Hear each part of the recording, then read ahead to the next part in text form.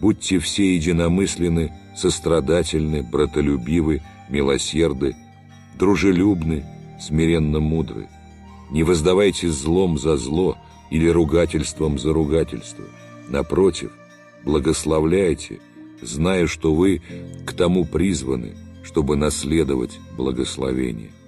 Ибо кто любит жизнь и хочет видеть добрые дни, тот удерживай язык свой от зла и уста свои